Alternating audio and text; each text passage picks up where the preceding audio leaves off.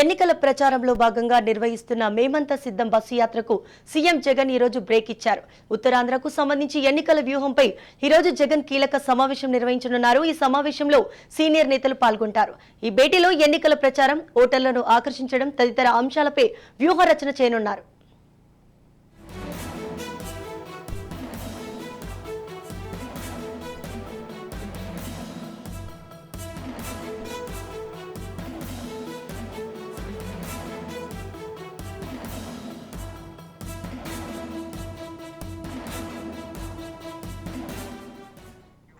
మరోవైపు ఈ నెల 26న వైసీపీ మేనిఫెస్టోను విడుదల చేసేందుకు సన్నాహకాలు చేస్తున్నారు.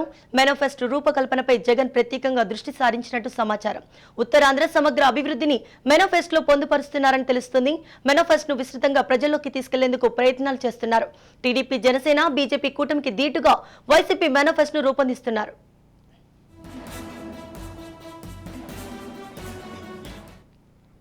రేపు వైసీపీ సోషల్ మీడియా వింగ్ తో జగన్ ప్రత్యేక సమావేశాన్ని నిర్వహించనున్నారు. సోషల్ మీడియా వింగ్ తో సమావేశం తర్వాత జగన్ బస్సు యాత్ర మళ్లీ ప్రారంభమవుతుంది. రేపు విజయనగరం జిల్లాలో బస్సు యాత్ర కొనసాగుతుంది. రోడ్ షో, బహిరంగ సభలో ముఖ్యమంత్రి పాల్గొంటారు.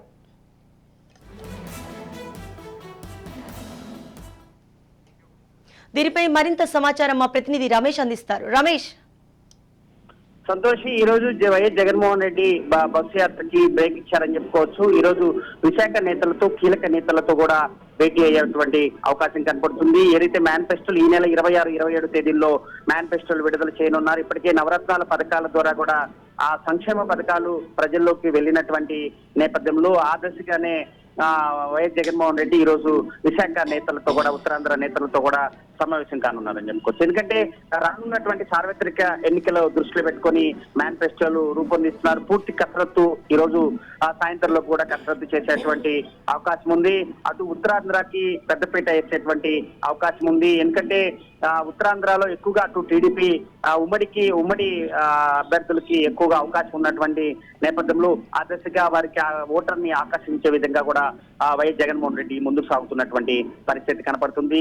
ఇవాళ విశాఖ నేతలతో భేటీ అనంతరం కూడా రేపు ఆ సోషల్ మీడియాకు సంబంధించినటువంటి వింగ్ తో కూడా చర్చించనున్నారని చెప్పుకోవచ్చు. సీఎం జగన్మోహన్ రెడ్డి సోషల్ మీడియాలో వేగంగా అటు వెళ్తున్నటువంటి నేపథ్యంలో అటు పథకాలకు సంబంధించి కానీ, అభ్యర్థుల ప్రచారం గురించి కానీ వేగంగా వెళ్తున్నటువంటి నేపథ్యంలో కూడా ఖచ్చితంగా సోషల్ మీడియాని మరింత బలోపేతం చేసే విధంగా కూడా కేడర్ కి మరి సార్వత్రిక ఎన్నికల్లో అనుసరించాల్సినటువంటి వ్యూహాలపైన కూడా ఆయన వీటిపైన కూడా చర్చించనున్నారని చెప్పుకోవచ్చు. అయితే రేపు 25వ తారీఖు పులివెందుల్లో నామినేషన్ దాఖలు చేస్తున్నారు. ఏదైతే మరి YS Jaganmohan Reddy assembly segment కి నామినేషన్ దాఖలు చేసిన అనంతరం కూడా మరి నామినేషన్ ఏదైతే మరి మేనిఫెస్టోలకు సంబంధించి కూడా ఆంధ్రప్రదేశ్ సంబంధించినటువంటి కొత్త మేనిఫెస్టోలు రూపొందించినటువంటి నేపథ్యంలో దాన్ని విడుదల చేసేటువంటి అవకాశం అయితే కనపడుతుంది. 26, 27 తేదీల్లో మేనిఫెస్టోలు విడుదల చేసిన తర్వాత కూడా రాష్ట్రంలో నవరత్నాల పథకాలతో పాటు మరింత పెరిగే విధంగా అటు రుణమాఫీ పైన కూడా ఒక క్లారిటీ ఇచ్చేటువంటి అవకాశం ఉంది. ఇప్పటికే డ్వాక్రా మహిళలకు సంబంధించి కూడా రుణమాఫీ కానీ, అటు వడ్డీ లేని రుణాలు ఇస్తున్నటువంటి నేపథ్యంలో కూడా మరి రైతు భరోసా కింద ఇప్పటికే రైతాంగానికి కూడా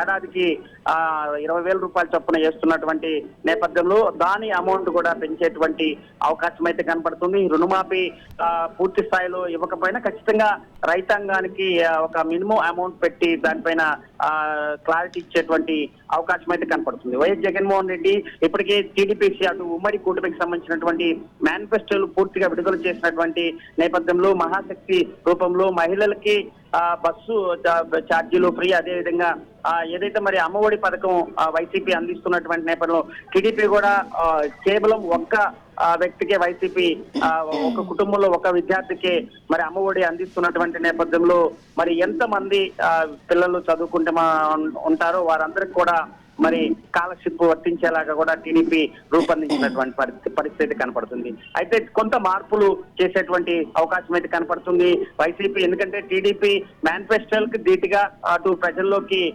పూర్తి స్థాయిలో మేనిఫెస్టోలు వెళ్లే విధంగా కూడా వైఎస్ జగన్మోహన్ రెడ్డి దానిపైన కసరత్తు అయితే చేస్తున్నారని చెప్పుకోవచ్చు. ఎందుకంటే ఇప్పటికే టీడీపీ తీవ్ర ఆరోపణలు చేస్తుంది. వైసీపీకి సంబంధించి ఎటువంటి వనరులు లేనటువంటి నేపథ్యంలో ఆంధ్రప్రదేశ్ పూర్తిగా కూడా దివాలా తీసింది.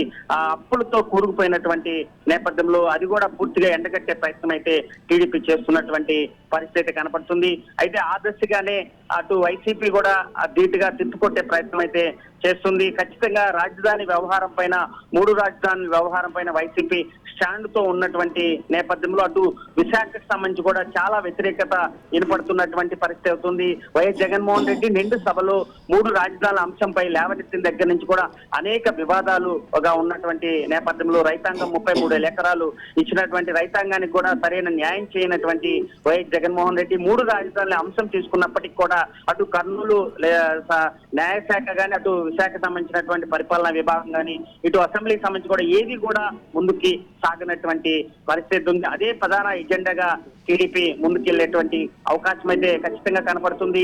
ఎక్కడ కూడా రాజధాని ఇప్పుడు ఏదైతే మరి టీడీపీకి సంబంధించినటువంటి అభ్యర్థులు తిరుగుతున్నటువంటి సమయంలో కూడా ఎక్కడ కూడా రాజధాని లేని రాష్ట్రంగా మిగిలిపోతుందని కూడా తీవ్రంగా కూడా వైసీపీ పైన విమర్శలు చేస్తుంది. వాటన్నిటినీ తిప్పికొట్టే విధంగా అటు సోషల్ మీడియాని అస్త్రంగా మార్చడమే కాకుండా కూడా నేతలకి, అభ్యర్థులకి ఒక దశాన్ని ఇచ్చేటువంటి అవకాశం ఉంది. మేనిఫెస్టోలు అటు సంక్షేమ పథకాలకి పెద్దపీట వేయటం వలన ఖచ్చితంగా రాబోయేటటువంటి రోజుల్లో మరి ఓట్ బ్యాంక్ కి కొల్లగొట్టే విధంగా కూడా వైఎస్ జగన్మోహన్ రెడ్డి ముందుకెళ్తున్నటువంటి పరిస్థితి కనపడుతుంది. వైసీపీకి ఖచ్చితంగా ఉత్తరాంధ్రలో చాలా వెనుకబడి ఉంటుందని చెప్పుకోవచ్చు. వ్యతిరేక గాలి వీస్తుంది వైసీపీకి.